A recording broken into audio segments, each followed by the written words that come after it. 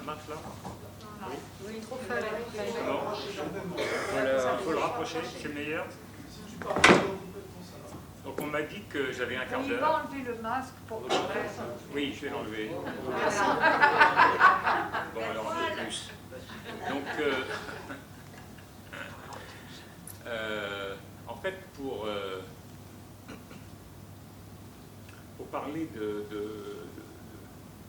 d'Israël et des Juifs de France, j'ai pris un biais, c'est de parler d'autre chose, c'est-à-dire de parler de ce qui se passe, et vous allez comprendre pourquoi, de parler de ce qui se passe aux États-Unis. Parce qu'il se passe des choses qui sont peu commentées jusqu'ici par les médias, je pense que ça viendra, mais c'est extrêmement commenté dans tous les médias américains. Mais surtout, le CRIF, qui est supposé représenter les institutions juives officielles, et donc les Juifs de France, même s'ils n'en représentent sans doute qu'une minorité importante, mais minorité, le CRIF n'a jamais eu un mot pour informer ses adhérents sur ce qui advient aux États-Unis. On ne peut pas parler de tout, donc je vais me limiter à ce qui s'est passé il y a 6 mois, au printemps 2021, un peu plus de 6 mois maintenant, au printemps 2021, c'est-à-dire à ce qui s'est passé d'abord à Jérusalem, puis dans les affrontements à Gaza, et puis ensuite dans le soulèvement de ceux qu'on appelle, les Israéliens disent les Arabes d'Israël, et ceux qui veulent désigner les choses par leur nom les appellent les Palestiniens d'Israël. Ce qui est... Lorsque ces événements adviennent, alors je ne sais pas si vous vous souvenez, pour dire en 2 mots, ça commence par des ratonnades organisées par l'extrême droite coloniale israélienne contre des Arabes dans la vieille ville de Jérusalem et autour de la vieille ville de Jérusalem. Ça se poursuit par une décision, c'est en plein Ramadan. Ces ratonnades sont menées par un type qui est un kahaniste, je ne sais pas si vous savez ce que c'est. Un kahaniste, c'était un héritier du rabbin Kahana, qui était vraiment dont le parti d'ailleurs avait été interdit à une époque pour diffusion de messages racistes, et qui était un islamophobe, un arabophobe absolument délirant. Pour des raisons X, Netanyahou avait décidé de passer l'éponge et de lui permettre de rentrer à la Knesset, ce qu'il a réussi à faire. Et donc, la première chose qu'il a faite, c'était d'organiser des ratonnades contre des Arabes à Jérusalem. Ça s'est suivi. C'est peu dire que dans ces cas-là, la police regarde de l'autre côté. Ensuite, cette même police israélienne a décidé d'interdire. C'était en plein Ramadan, et donc pendant le jeûne, pour les jeunes de Jérusalem, souvent, ça se terminait le soir par des rendez-vous qui étaient en général devant la porte de Damas, qui est une des grandes portes de l'entrée de la vieille ville de Jérusalem, et qui traditionnellement, les jeunes se réunissaient là, et ils allaient manger ensemble, voilà, lorsque les restaurants rouvraient pour la fin du Ramadan, du jeûne en tout cas. Et donc ils ont décidé d'interdire ces réunions. Ça a évidemment suscité une émeute, et en quelques jours, il y a eu 200 blessés dans la population palestinienne, pas une mort, quand même 200 blessés, y compris des blessés par balle. Et ça s'est suivi par ce qui est advenu à Gaza avec les bombardements israéliens. Et il y a eu quelque chose de très important qui s'est passé, c'est la focalisation sur l'expulsion préparée par le gouvernement israélien de diverses familles palestiniennes qui vivent dans un faubourg de Jérusalem qui s'appelle Sheikh Jarrah, et il y avait une décision d'un tribunal. Ils avaient porté l'affaire devant la Cour suprême. On attendait le verdict de la Cour suprême. Depuis lors, il n'est pas encore tombé. Mais à l'époque, c'était imminent. Et les jeunes Palestiniens se mobilisaient pour empêcher ces expulsions. Et ces expulsions sont devenues un peu le symbole de la politique israélienne, de la politique générale israélienne vis-à-vis des Palestiniens. ça c'est le cadre général dans lequel ces événements sont intervenus. Le cadre international à l'époque, c'était quand même une situation dans laquelle on avait le sentiment que la question palestinienne a disparu. L'intifada était définitivement épuisée. Il n'y avait pas de mobilisation, quasiment pas. À un moment, souvenez-vous, en 2018, si mes souvenirs sont exacts, il y a eu ce qu'on a appelé l'intifada des couteaux, mais c'était pas du tout une intifada, c'était pas un soulèvement populaire, c'était juste le désespoir de jeunes qui se précipitaient sur des colons ou des soldats et qui généralement n'arrivaient même pas à les atteindre et qui étaient abattus sur place, bon, etc. Et donc on pensait, enfin vraiment, non seulement les Israéliens se disaient, bon voilà, la question palestinienne n'existe plus, il n'y a plus rien à discuter avec les Palestiniens, on fait ce qu'on veut, quand on veut, comme on veut. C'était soutenu, évidemment, par le fait que Trump était au pouvoir et autorisait tout ça de manière beaucoup plus approfondie que ne l'avaient fait ses prédécesseurs. Et donc, le sentiment général sur le plan international, c'était que la question palestinienne est terminée. Jamais les Palestiniens n'avaient été aussi affaiblis sur le plan politique. Pas seulement parce qu'ils sont divisés, d'une part sur le plan politique, entre le Hamas et les héritiers de l'OLP, mais la société palestinienne est totalement épuisée. Et donc tout le monde, quand on parle avec les Palestiniens, ils disent, bon, il va falloir attendre une nouvelle génération. Parce que la génération actuelle, elle est complètement chaos. Elle est chaos. Personne ne peut prédire ce qui va advenir, mais c'est pas la situation de ceux qui ont aujourd'hui 40 ou 50 ans qui est en mesure, c'est-à-dire l'âge auquel on peut être actif et diriger les mouvements. Et là, il y a un écrasement des Palestiniens qui est tel qu'on avait le sentiment que la question ne se pose plus, quoi. Et sur le plan international, d'ailleurs, on n'en parlait plus. Et ça n'intéressait plus personne. Il n'y avait plus de réunions nulle part, jamais. Il y a eu un truc assez intéressant. Par exemple, le Premier ministre israélien Bennett, en septembre dernier, à l'Assemblée générale de l'ONU tous les ans, c'est en fin septembre, tous les ans les chefs d'État ou de gouvernement y vont. Il y a été, il a fait une allocution, il n'a pas dit une seule fois ni le mot Palestine ni le mot palestinien. Il n'a pas évoqué la question de l'existence des Palestiniens sur le territoire commun. Il n'a parlé que d'autres thématiques, le terrorisme.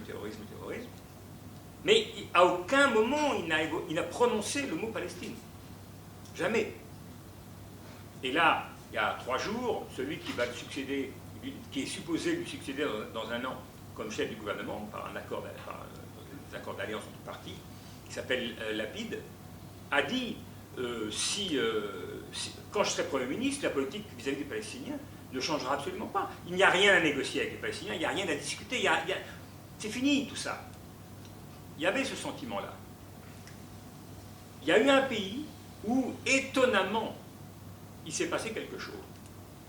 Et là où alors, il faut dire qu'en Israël, il s'est passé quelque chose. D'abord, les 2 premiers jours ont été sidérants pour l'armée israélienne. C'est-à-dire que la capacité du Hamas de frapper avec des missiles à une portée, d'abord avec des missiles qui n'étaient plus des petits joujoux fabriqués de manière artisanale, mais qui étaient des vrais missiles visiblement fournis par les Iraniens, mais qui avaient une portée bien plus importante, qui touchait Tel Aviv, qui touchait jusqu'à Jérusalem. Les 2 premiers jours ont été absolument ahurissants. Ils étaient ahuris, les militaires israéliens. Mais bon, le différentiel militaire est tel qu'ils ont assez rapidement repris la même chose en main, mais en bombardant massivement. Mais ça les a quand même, ça a fait tilt dans leur capacité à agir. Et surtout, la mobilisation des Palestiniens, citoyens israéliens, à ce moment-là, a fait l'objet d'un... Vraiment, ça a été absolument sidérant pour les Israéliens. Pour eux, les Palestiniens d'Israël, ce sont des gens qui sont dans leur coin, et c'est une sous-société. Mais bon, on leur permet aujourd'hui, par exemple, d'étudier plus facilement. Moi, quand j'ai vécu en Israël, il y avait encore un numerus clausus pour les Palestiniens dans les universités, en particulier dans certains métiers. Ça, c'est quelque chose qui a disparu, par exemple. Et on les a en partie certains ont été achetés avec de l'argent, mais globalement, on considérait que c'était une affaire réglée. Les Palestiniens vus en Israël, bon ben, ils ne pensaient pas aux enjeux politiques, bon, peut-être qu'ils avaient des frustrations, mais c'est comme ça, c'est la vie. En tout cas, ils ne nous emmerdaient pas. Et là, brusquement, ils ont été absolument sidérés sur le lien qui existait entre les Palestiniens officiellement occupés dans les territoires occupés par l'armée israélienne et puis les Israéliens citoyens d'Israël. Il y a eu un pays qui a réagi de manière... Je n'ai pas, il faut être honnête, moi je n'ai pas toutes les clés d'explication. Mais il se passe quelque chose aux États-Unis sur la question israélo-palestinienne. Il se passe réellement quelque chose. Le seul pays où il y a eu des articles de presse, où il y a eu un intérêt pour ce qui se passait, et qui était un intérêt qui dépassait le strict cadre. Parce qu'à un moment, évidemment, pour les Israéliens, c'est toujours pareil. À l'instant où commence un conflit armé, à ce moment-là, toute politique disparaît. On ne parle plus. C'est la guerre, la guerre, la guerre, la guerre, et on ne parle plus dans les médias que de la guerre. Et de ce point de vue-là, la promotion de cette vision-là fonctionne très bien pour la presse étrangère aussi. Brusquement, on oublie. Il y a eu des choses assez étonnantes dans la presse américaine. Moi, j'ai été correspondant aux États-Unis, donc je continue à suivre la presse américaine assez régulièrement. Il y a eu un article sidérant publié dans le New York Times, par exemple, qui n'aurait franchement, je crois, pas pu être publié il y a quelques années encore. Ça n'aurait pas été imaginable dans le New York Times. Ça me rappelait le cas de la torture, en Algérie. Pendant très longtemps, en fait, on savait qu'il y avait la torture et c'était une affaire marginale. Il y avait des gens qui en parlaient. Mais ni le Figaro, ni Le Monde, etc., ne parlaient de la torture. Il y a eu un moment où brusquement on s'est mis à parler de la torture. Dans Le Monde, il y a eu ensuite, il y a eu Mauriac, il y a eu d'autres gens. C'est-à-dire, dans la presse respectable, chez des idées, parce que Mauriac, il travaillait pour le Figaro. Oui. Et brusquement, pardon. Et pour l'Express. Et pour l'Express après. Et l'Express a été le premier à sortir une grosse affaire sur la question de la torture. Et brusquement, c'est devenu une réalité et un sujet, et ça a signifié quelque chose, ça a signifié un tournant. Et c'est un peu ça qui s'est passé aux États-Unis. Ça s'est manifesté de deux manières. D'abord, ça s'est focalisé non pas sur l'affrontement militaire, mais sur les fondements de cet affrontement, sur les origines. Pourquoi il y a un affrontement? Pourquoi y a-t-il un affrontement? L'affrontement, il était essentiellement dû à Sheikh Jarrah. Quand le Hamas a posé un ultimatum à Israël, ils ont dit « Vous avez 24 heures pour prendre une décision abolissant la décision de votre tribunal et laissant les gens dans leur maison. » Bon, quand ils font ça, ils savent très bien qu'Israël ne va pas répondre. En plus, même sur le plan pratique, on ne peut pas donner 24 heures pour abolir une décision de justice. Mais ce n'était pas ça la question. Ça mettait Sheikh Jarrah au cœur de l'affaire de ce qui se passait. Et brusquement, dans la presse américaine, je ne parle pas de la presse de province, etc., mais dans ce qu'on appelle en général par un terme que je n'aime pas et qui s'appelle la grande presse, on a compris que l'enjeu de fond, c'était ça. Et Sheikh Jarrah, vous savez, les expulsions de Palestiniens, il y en a tous les jours. Voilà, il y en a tous les jours. Des destructions de maisons, de gens, parce qu'on leur dit qu'ils ont construit une maison sans autorisation, ou ils ont élargi leur maison sans autorisation. Et c'est vrai, ils ont élargi leur maison sans autorisation, parce qu'Israël n'autorise jamais l'élargissement des maisons. Et quand la population s'agrandit, on a besoin d'avoir plus de place. Mais comme Israël n'autorise jamais aucune construction, alors, évidemment, la construction, il y a des constructions, et elles sont régulièrement démolies par l'armée israélienne. Et brusquement, Sheikh Jarrah a symbolisé ce phénomène. Et c'est devenu plus important que ce qui se passait à Gaza et qui était le énième épiphénomène militaire de cette confrontation Il y en avait un tous les 2-3 ans, qui se termine toujours de la même façon, par un cessez-le-feu, avec un accord entre le Hamas et l'État d'Israël, et après qu'Israël, d'ailleurs ils ont détruit, il y a eu relativement moins de morts, il y a eu 200 morts palestiniens, en 2014 il y en avait eu 1800 ou 1700. Donc, et toujours des civils à 80%. Mais le traitement d'Israël a été très différent, a commencé d'être dans cette presse et dans les médias en général, très différent. On a expliqué pourquoi chez Al-Jarar. Dans le New York Times, le jour du cessez-le-feu, il y a eu une immense enquête sur 2 pages dans le New York Times qui ne s'occupait pas des choses les plus spectaculaires de la répression israélienne. Il y a à peu près un mort par jour. Il y a, le chiffre est tombé, B'Tselem, l'association israélienne des droits de l'homme, a donné un chiffre il y a quelques jours. En 365 jours, c'est 302 ou je sais pas, 320, voilà. C'est 320, ça fait quasiment un par jour. Donc il y a un gosse palestinien par jour qui est tué par l'armée. Voilà, en général c'est des enfants, c'est des jeunes. Et donc, ça parlait pas de ça. Ça parlait d'une autre réalité. C'est l'occupation réelle. C'est quoi vivre sous occupation? C'est quoi ne pas... Le cas, alors, il y avait 7 cas qui étaient étudiés. J'en prends un, c'est une femme, elle a divorcé de son mari, elle n'habite plus Jérusalem, la famille est à Jérusalem, elle est interdite d'entrer à Jérusalem. Elle ne peut pas voir ses enfants. Elle ne peut pas les voir. Et c'est une décision militaire, elle ne peut pas y contrevenir.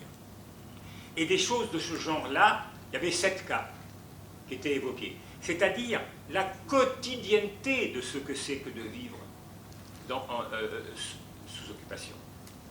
Et ça, c'est quelque chose qui a une portée immensément plus importante que tous les commentaires sur le conflit militaire. Et ça a été accompagné quand même aux États-Unis de phénomènes qu'on ne connaissait pas, qu'on n'avait pas vu jusqu'ici. Je donne des exemples, mais je pourrais en donner beaucoup plus. Par exemple, les syndicats des enseignants du secteur public de Californie ont annoncé leur soutien au boycott de l'État d'Israël. C'est quelque chose qui peut paraître anecdotique, parce que c'est jamais que 2 syndicats d'enseignants. Mais en même temps, c'est pas anecdotique du tout. Parce que ça veut dire que quelque chose bouge dans des syndicats américains. C'est autre chose que des Juifs pour la paix ou des étudiants sur un campus.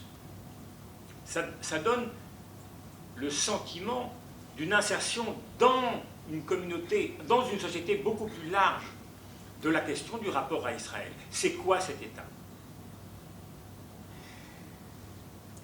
Le second phénomène, évidemment, c'est ce qui est advenu dans la population juive. Il y a eu un sondage qui est paru il y a à peu près un mois et demi, qui montre que 25% des juifs américains estiment qu'Israël est devenu un État d'apartheid. Quand on entend ça en France, on se dit c'est incroyable, c'est pas possible. Mais c'est possible. 25%.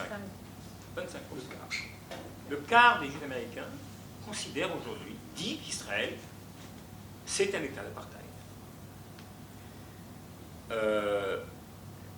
Ce qui s'est passé à Gaza, et pas seulement à Gaza, ce qui se passait en même temps en Israël, il y a, alors après, le regard qu'on peut porter là-dessus est particulier. Enfin, c'est une société assez particulière, la société américaine. Donc dans les grandes entreprises, il y a des syndicats par exemple, mais il y a aussi des associations sur des bases ethno-raciales. C'est-à-dire que les salariés noirs vont s'organiser entre Black Caucus, etc. Ils vont faire une association des salariés noirs d'Amazon. Enfin, je parle des grandes entreprises américaines, hein, pas de la petite boîte. Et donc, mais il y a aussi des associations de salariés juifs d'Amazon, d'Apple, etc., etc. Il y a toutes sortes d'associations de tous ordres, mais aussi des associations ethno-raciales. Les salariés juifs de Google, enfin, l'association, tous les juifs n'adhèrent pas à des associations ethniques, mais l'association des salariés juifs de Google et d'Amazon ont dénoncé les bombardements israéliens sur Gaza de manière virulente. Ça veut dire que c'est plus quelque chose qui se limite à l'équivalent américain de ce que vous ici êtes et qui s'appelle Jewish Voice for Peace et qui appelle au boycott d'Israël. Ce sont des salariés dans d'immenses entreprises que sont devenues aujourd'hui Amazon et Google. Il y a une organisation qui s'appelle TROA aux États-Unis qui a publié une déclaration demandant non seulement l'arrêt immédiat des bombardements, mais demandant à l'ONU de se réunir pour condamner de manière Israël pour ses actes criminels à Gaza. Elle s'appelle TROA et elle regroupe aux États-Unis 2000 rabbins. Ah, vous avez bien entendu, 2000 rabbins. Libéraux. Bien sûr, ce sont des rabbins dits réformés, évidemment. Ce sont tous des rabbins réformés. On va y revenir parce que ça me semble important.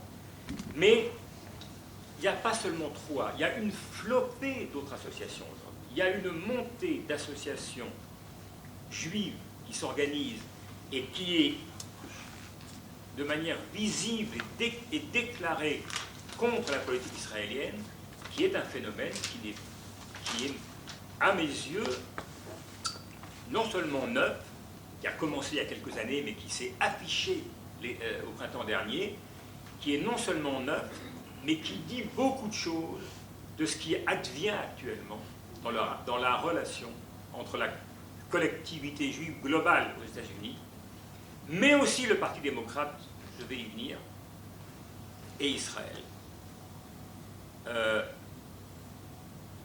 Au Parti démocrate, je ne vais pas m'étendre parce qu'on pourrait beaucoup en parler, mais je vais prendre un exemple. Je reviens à la crise de Gaza.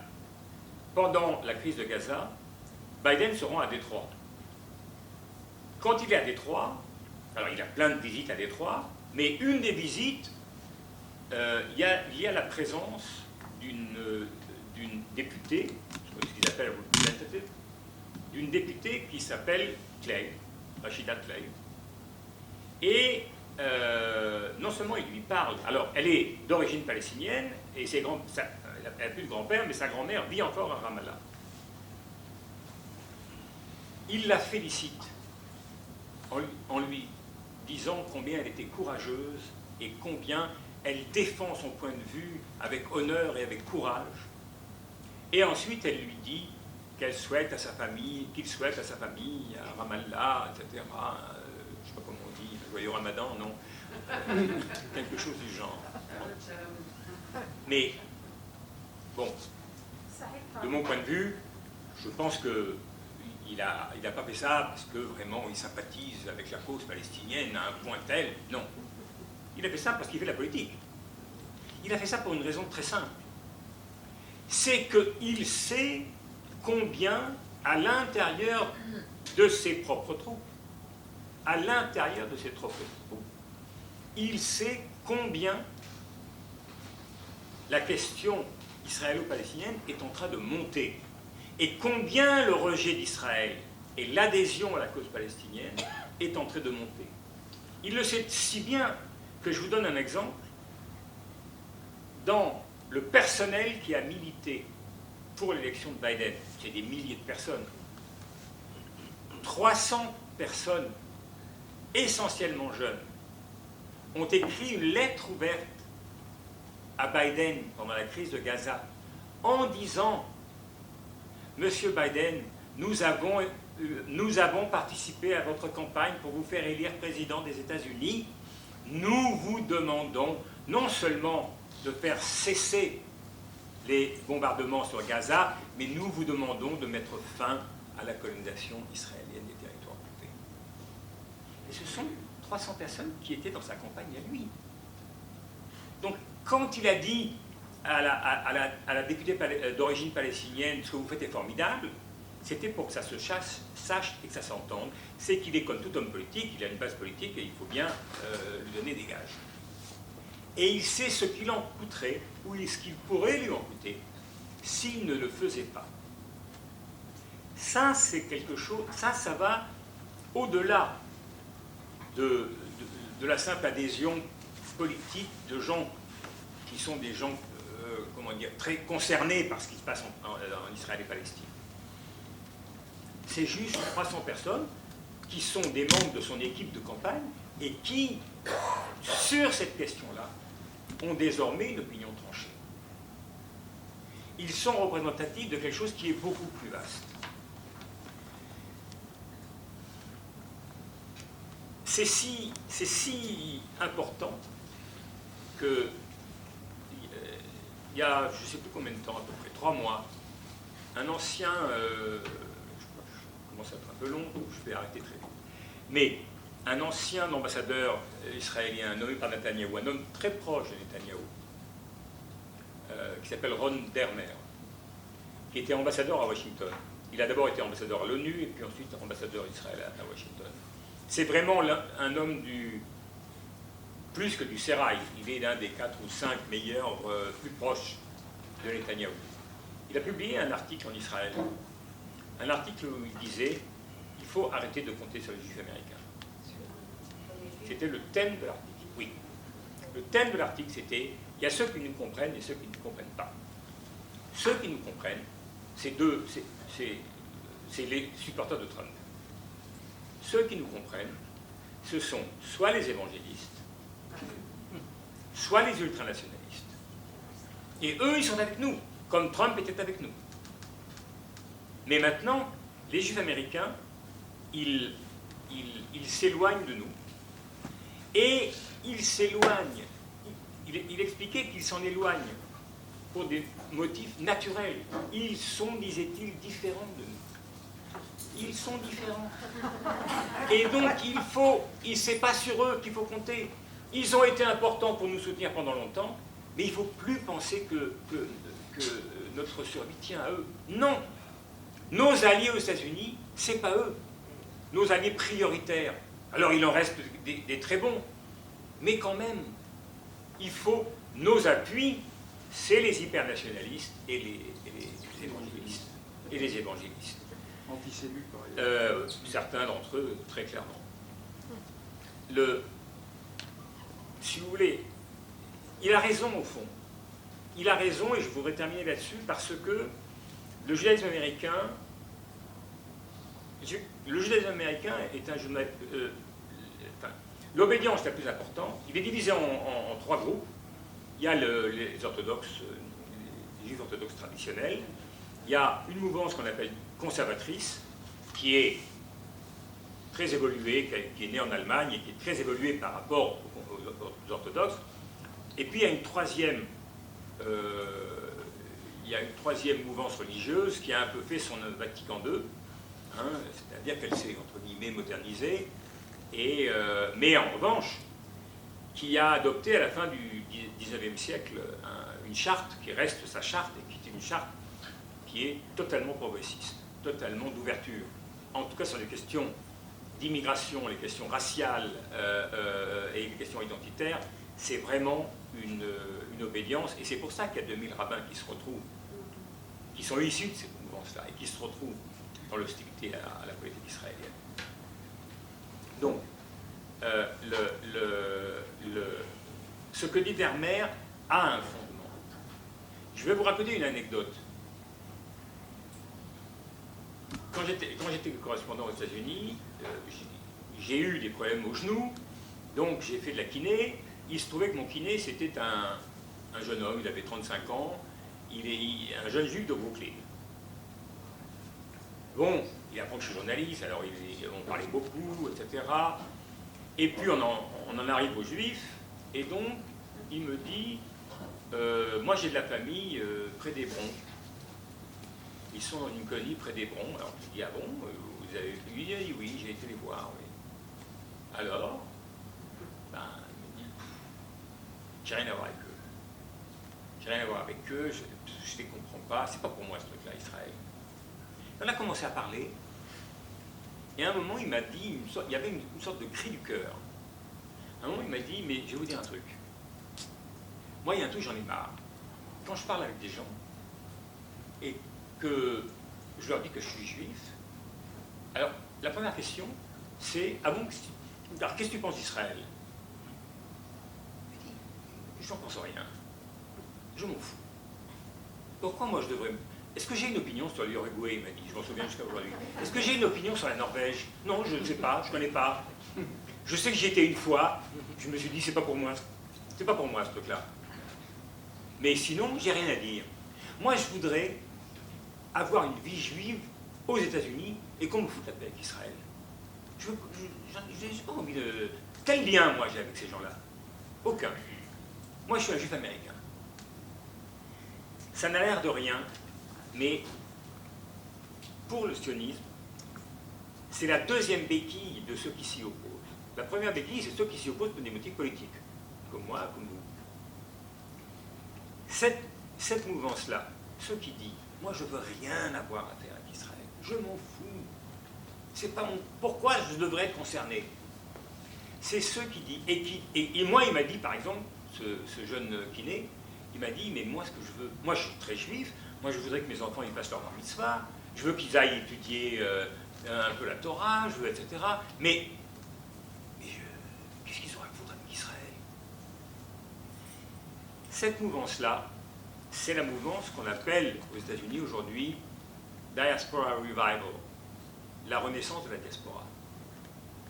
C'est vrai qu'Israël a revendiqué, depuis sa naissance, la représentativité de la totalité des Juifs du monde. 2 minutes. Et c'est ça qui est fini avec eux. Avec eux, c'est terminé.